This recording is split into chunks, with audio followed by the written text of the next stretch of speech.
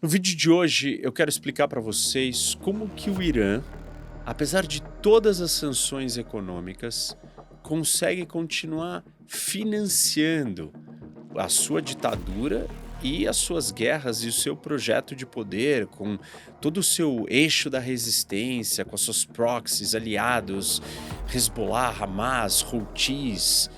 Como que o Irã, com tantas sanções do petróleo, consegue ganhar dinheiro e viver deste petróleo? Eu vou usar um relatório e um estudo da revista The Economist que detalha como que esse esquema foi construído para que o Irã consiga ter dinheiro para financiar o seu projeto de poder, apesar de todos os obstáculos e sanções que existem contra o país. Deixa eu fazer uma pausa aqui para falar do nosso patrocinador e parceiro, a Insider. E nós sabemos que no final do ano tem muitos gastos, né? Foi Black Friday, depois foi Amigo Secreto, Natal, Réveillon. E aí se começa o ano já apertado. Mas nós também começamos o ano com as nossas metas de 25. E para a gente alcançar nossas metas, a gente precisa estar com roupas que vão estar com a gente ao longo dessa meta.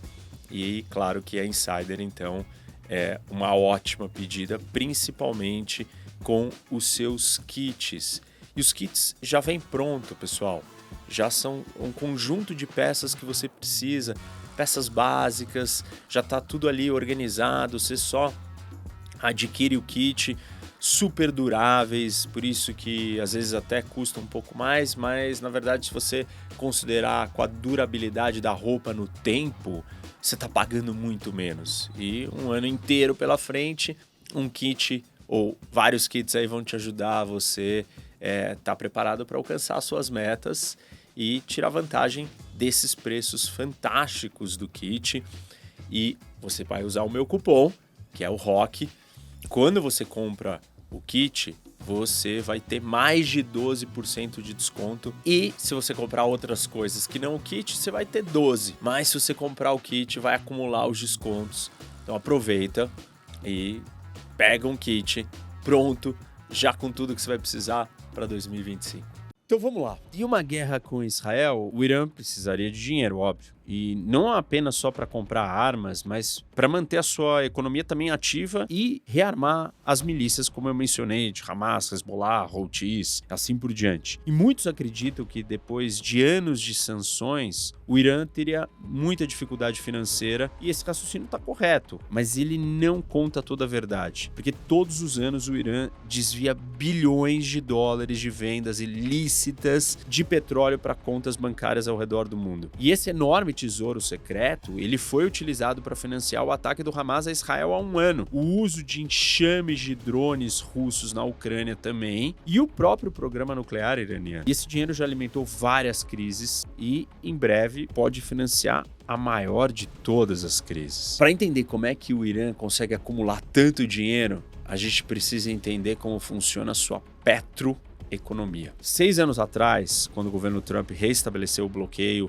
ao comércio do petróleo iraniano, as exportações do produto bruto no Irã despencaram. E desde então, no entanto, cresceram 12 vezes, atingindo 1,8 milhões de barris por dia em setembro agora. No ano passado, essas vendas geraram entre 35 bilhões e 50 bilhões de dólares, enquanto as exportações de outros produtos petroquímicos somaram mais 15 a 20 bilhões de dólares. Contrabandear petróleo em centenas de petroleiros é difícil, e lavar bilhões de dólares pelo sistema bancário global é ainda mais complicado. Os Estados Unidos, eles monitoram qualquer banco, até mesmo estrangeiros, que processam transações na sua moeda, em dólares. Então vocês vão se perguntar, né? Como o Irã recebe os pagamentos? E como ele movimenta, armazena e gasta essas grandes somas de dinheiro? A investigação da revista The Economist concluiu que as redes clandestinas do Irã vão desde as suas plataformas de petróleo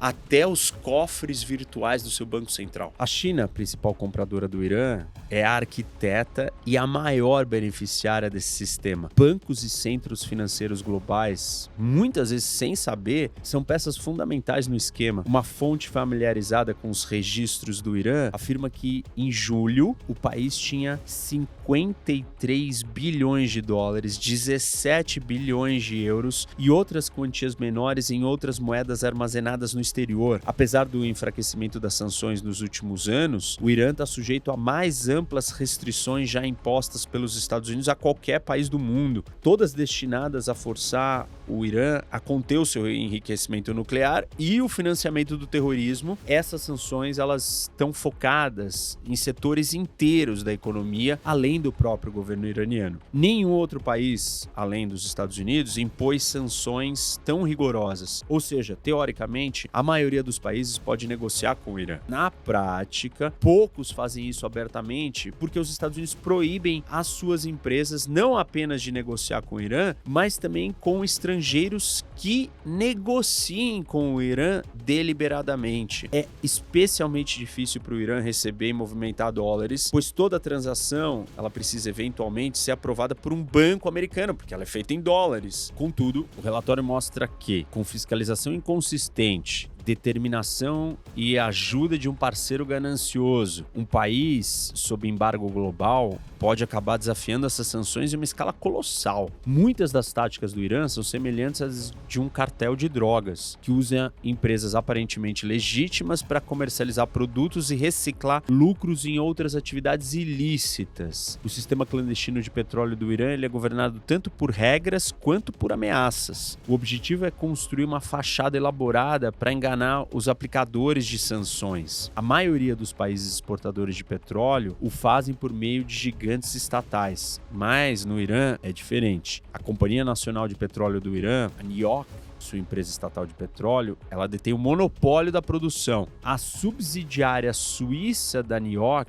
a Naftaren Intertrade Company, a NICO, ajuda a comercializar o petróleo no exterior. No entanto, uma parte crescente do petróleo é destinada a ministérios iranianos, organizações religiosas e até fundos de pensão que podem vendê-lo diretamente. Ou seja, é um sistema quase medieval em que lideranças nacionais recebem parte do dinheiro do Estado, do petróleo ou do Estado por si só, para distribuir isso de alguma forma para ajudar o Estado. Em um país com escassez de moeda forte, o petróleo bruto é uma forma alternativa de liquidez. E o orçamento do Irã no ano passado permitiu que as forças armadas vendessem petróleo no valor de 4,9 bilhões de dólares. Ou seja, literalmente eles pagam as pessoas no Irã com petróleo. O petróleo é a moeda. E essas alocações principalmente recompensam aqueles que são leais ao regime. Em 2022, indivíduos selecionados pelo governo receberam juntos 3,6 bilhões de dólares em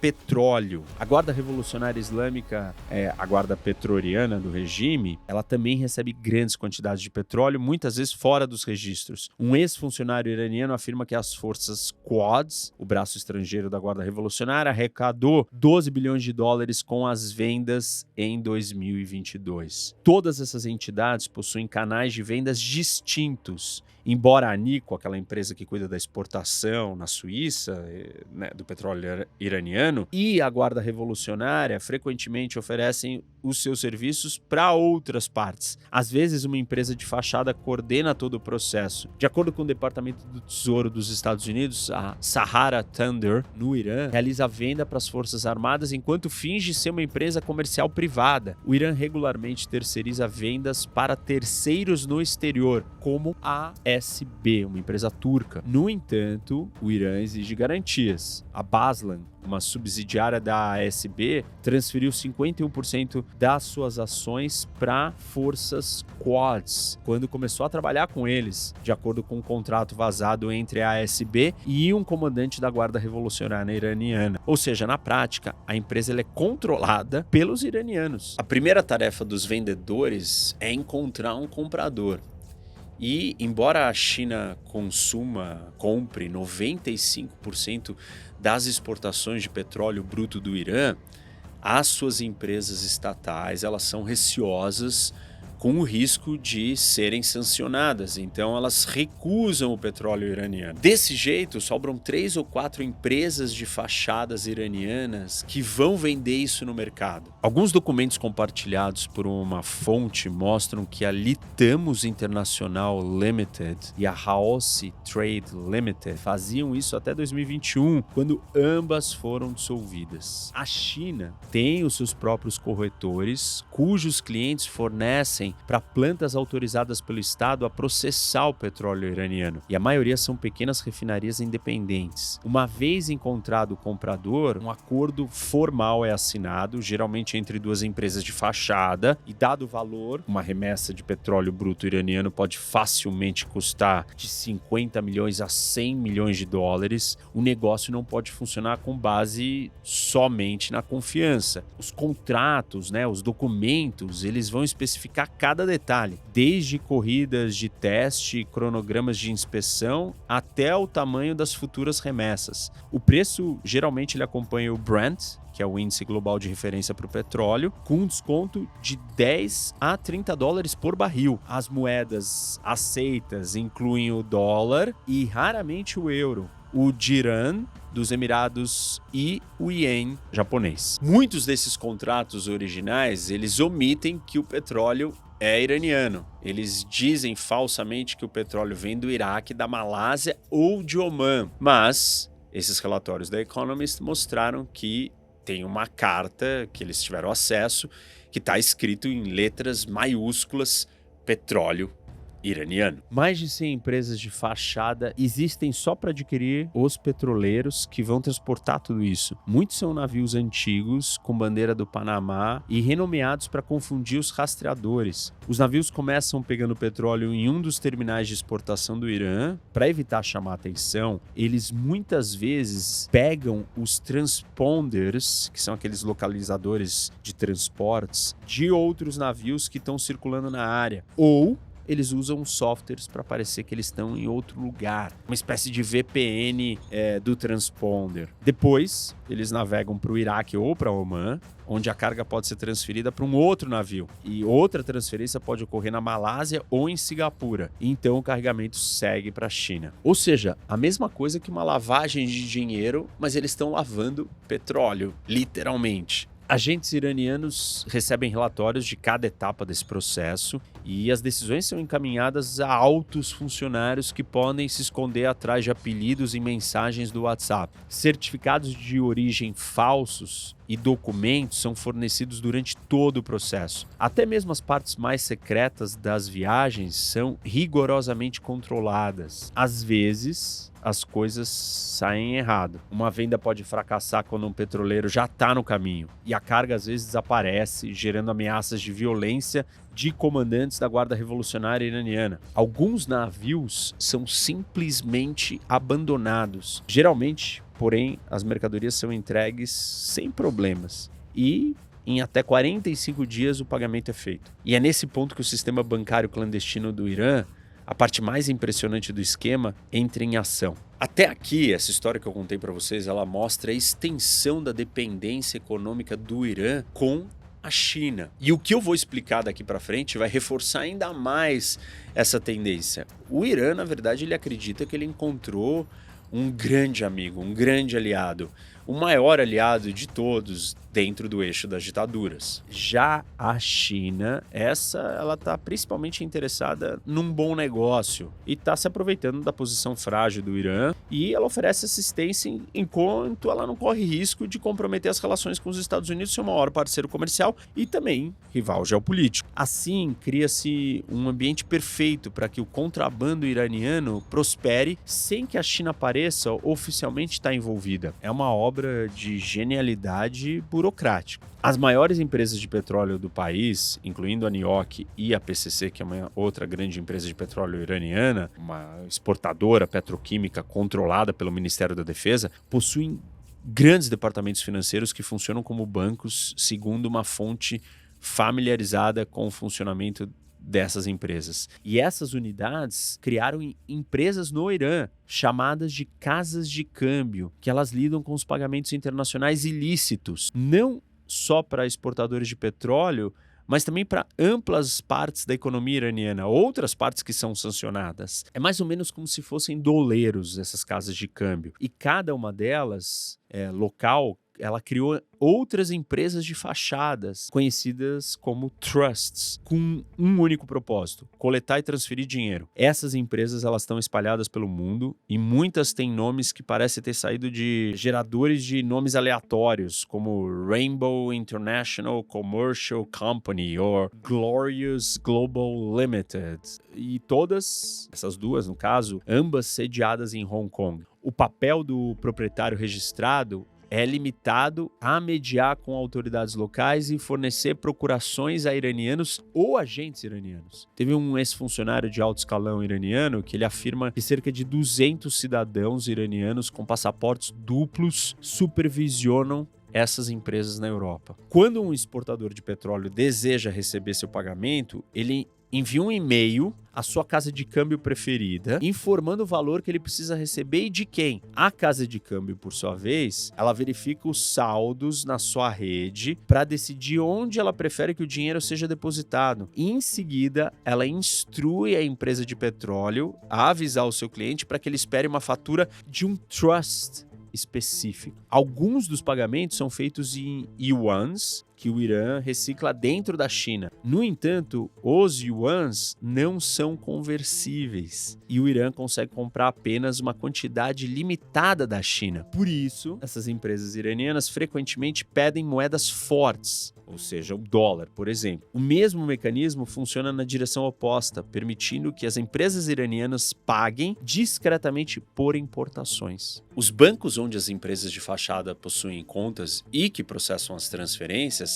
fornecem acesso às empresas iranianas no sistema bancário internacional. Existem muitos especialistas que afirmam que esses bancos que operam para essas empresas de fachada iranianas são bancos chineses provinciais que não teriam contato com o sistema financeiro global e por isso estariam imunes às sanções americanas. O Bank of Kowloon, o único banco chinês até hoje sancionado por ligações com o Irã, ele está registrado em Xinjiang, que é uma província remota. Mas fora dos holofotes ou dos registros oficiais, alguns especialistas em compliance bancário, eles relatam que existem grandes instituições, não só esses bancos pequenos, provinciais que eu citei, que também são usadas dessa forma para lidar com essas empresas de fachada e permitir que elas transicionem o seu dinheiro, essas transações comerciais. Com base em vazamentos de uma empresa de petróleo iraniana, o Wiki Iran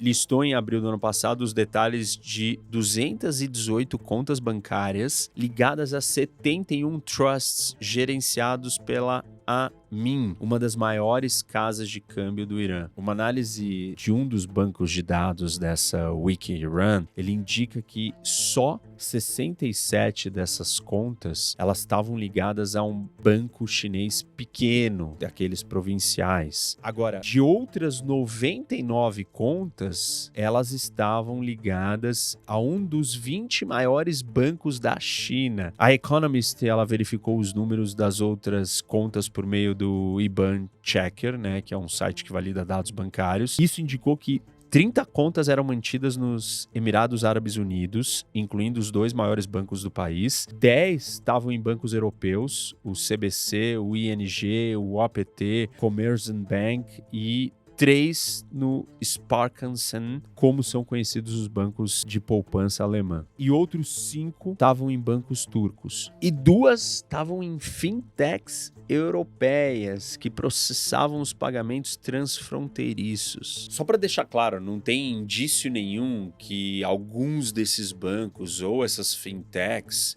soubessem que essas contas pertenciam a todo esse esquema do Irã. Eles não faziam ideia. Enfim, também são vítimas desse processo todo, desse grande esquema iraniano. Documentos obtidos pela investigação mostram que, pelo menos em algum momento desde 2021, empresas de fachada facilitadoras de pagamentos ligados ao comércio de petróleo do Irã mantiveram contas no Citibank em Hong Kong, no HSBC em Hong Kong e nos 4 maiores bancos da China. Mais uma vez, não temos indícios de que os bancos soubessem que eles estavam lidando com empresas de fachada atuando em nome do Irã e nada nos documentos sugere que eles sabiam. A investigação, no entanto, sugere que várias empresas de fachada estão conseguindo escapar dos métodos de triagem usados pelos bancos. A maioria dessas contas, e muitas das mencionadas anteriormente, elas são denominadas em dólares, outras são em euros. Recibos de transações mostram que as empresas de fachada iranianas usam alguns bancos globais como correspondentes, instituições que liquidam transações em moeda estrangeira para bancos menores com grandes centros financeiros, ou seja, uma espécie de uma terceirização bancária. Essas operações de liquidação internacional, elas precisam desses outros bancos correspondentes ou garantidores maiores. Bancos chineses são frequentemente usados no início da jornada de um petrodólar. E é onde os compradores de petróleo possuem o dinheiro. E organizar uma transferência doméstica é mais discreto do que enviar o dinheiro para o exterior. A opacidade do sistema bancário da China permite, então, que as casas de câmbio iranianas movimentem o dinheiro internamente com menos fiscalização. Para os banqueiros locais, isso se assemelha a qualquer outro tipo de negócio de commodities. Os grandes bancos chineses, eles têm uma outra atração. As suas subsidiárias em Hong Kong, que é onde o sistema fechado do dinheiro da China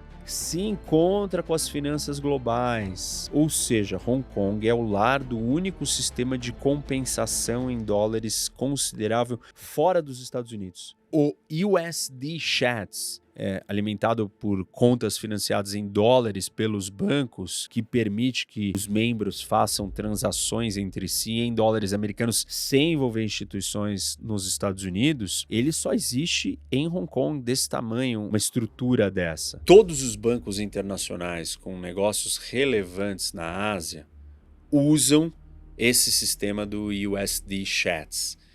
E nenhum desses bancos gigantes, né, os maiores da China, todos os internacionais, precisam relatar essas transações em dólares para o governo americano. Pelo acordo com os Estados Unidos, os bancos de Hong Kong ainda devem garantir que os pagamentos que rodeiam pelo Chats estejam em conformidade com as sanções americanas, mesmo que Hong Kong não as aplique. Mas isso não funciona bem assim na prática. O fato dos Estados Unidos não conseguirem monitorar as transações dá margem para manobras, segundo David Asher, do Hudson Institute, uma think tank. No ano passado, o sistema processou uma média, gente, de 60 bilhões de dólares em pagamentos diários.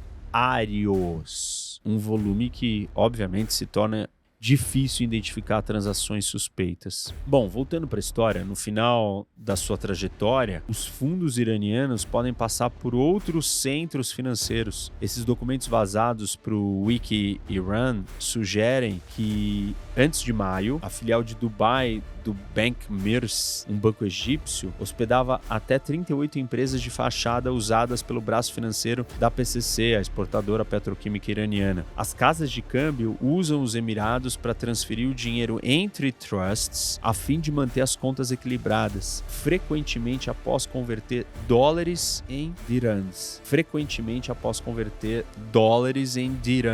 Como explica uma fonte. Malotes de dinheiro em espécie circulam entre os bancos. Algumas casas de câmbio mantêm cofres de dinheiro para reforçar as contas. E em muitos bancos que hospedam essas empresas de fachada, sinais que deveriam levantar suspeita não são identificados. Os proprietários registrados dessas empresas, eles podem ser cidadãos filipinos ou indianos com qualificações completamente inadequadas para presidir empresas desse porte, ou seja, são laranjas. Quando a gente olha de perto, o comportamento das contas pode parecer estranho, com a empresa recebendo dinheiro de negócios com petróleo e fazendo pagamentos para itens não relacionados. Uma fonte familiarizada com a NIOC, que é aquela empresa de petróleo iraniana, afirma que os bancos que trabalham conscientemente convenientemente com o Irã, podem ganhar comissões de até 15% do valor das transferências. Ou seja, o Irã está subornando muita gente para conseguir manter esse esquema funcionando. E no fim de tudo, para onde é que vai esse dinheiro?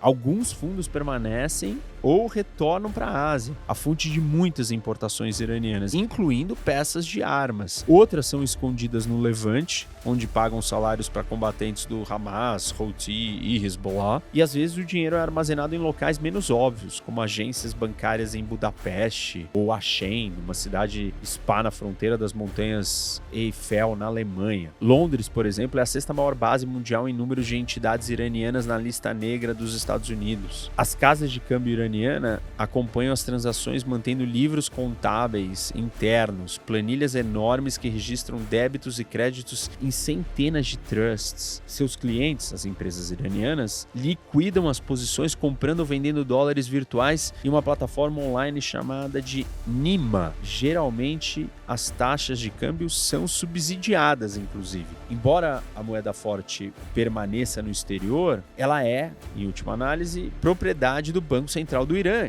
que administra a Nima. E o banco possui sua própria planilha mestre para registrar as reservas virtuais que ele mantém no exterior. Vocês estão entendendo o que está acontecendo? É um banco central que ele tem uma estrutura de fachada, onde esse dinheiro está guardado por outras pessoas em outros lugares do mundo. Obviamente que esse sistema é caro, e incluindo os descontos, recompensas para intermediários, taxas financeiras, o Irã recebe de 30% a 50% menos moeda forte do que receberia num mercado aberto, estima um desses analistas financeiros. Às vezes, administradores das empresas de fachada desaparecem, obviamente, com o caixa. A estrutura dessa operação, o tamanho, a escala, o escopo de tudo isso torna todo esse esquema muito resiliente. Embora os americanos consigam desmascarar, investigar e descobrir várias dessas empresas, novas são criadas facilmente e rapidamente. O sistema é muito resiliente, ele aguenta o combate, as investigações e até os desmantelamentos, porque ele está muito bem estruturado e é muito grande. Forçar os bancos a examinarem com mais rigor as empresas de fachadas iranianas, talvez punindo os casos mais flagrantes, poderia ter um impacto maior. Apesar dos alertas de que poderia fazê-lo, a administração do Biden ainda não colocou nenhum banco na lista negra. Os defensores dessa aplicação parcial argumentam que não importa. As sanções, segundo eles, estão cumprindo seu objetivo: reduzir a receita do que o Irã ganha com as vendas sem prejudicar o abastecimento global do petróleo. O problema é que os custos são, em grande parte, suportados pelas famílias iranianas, que enfrentam inflação de 2 dígitos, e pelos comerciantes independentes, que eles não têm os esquemas ou conexões com o governo para garantir os produtos de importação que chegam para esses outros que fazem parte desse esquema gigantesco. Enquanto isso, aqueles que são leais ao regime lucram, ganham muito dinheiro e acumulam mísseis. E esse esquema todo ajuda o Irã, ajuda a China e permite que o Irã se aproxime cada vez mais da sua bomba atômica. A lavanderia iraniana, ela é um tremendo insulto ao Ocidente e um grande risco para o mundo.